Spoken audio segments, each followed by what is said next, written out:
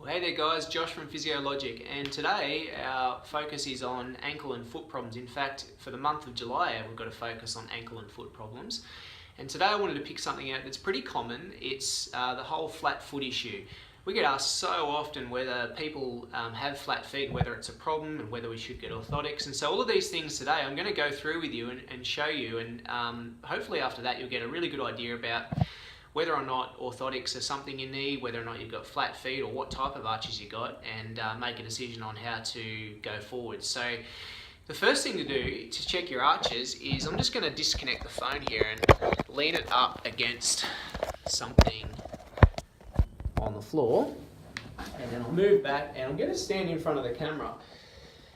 And the easiest thing to do when you're doing this is really just to film yourself, and so what you're looking for is this part of your foot where the arches are.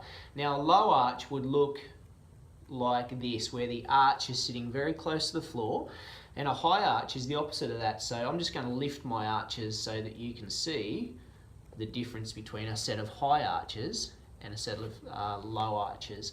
At the end of the day, all you have to do is stand there naturally and then take some footage and then have a look at it after and you'll know. Do the same thing from the behind as well. So turn around, stand in front of the camera, and you'll sort of see quite nicely whether or not the arch is low or whether it's high. Now it doesn't really matter whether it's low or high. What matters is whether or not it's a contributor to any problems that you may or may not have. So I guess that brings us to the next topic of orthotics and whether or not they're needed. Sometimes orthotics are prescribed and sometimes they're not, but my take on orthotics is that I think people only need orthotics if we feel that the flat-footedness or even the high arches are causing problems relating to pain or symptoms either in the feet or the ankles or perhaps even in the knees or the hips. Many years ago, orthotics used to just be a really common thing that we would prescribe if we saw flat feet. Nowadays we're into ideas about trying to get people's arches and feet stronger generally, and that's where the emergence of things like barefoot running came in, and wearing shoes with a lot less flexibility in them to give your feet some strength. So not everybody who has flat feet needs orthotics, and certainly flat feet aren't always that bad. In fact, sometimes high arches and really rigid arches can be equally as bad as flat feet and low arches. So there's no hard fast rule there.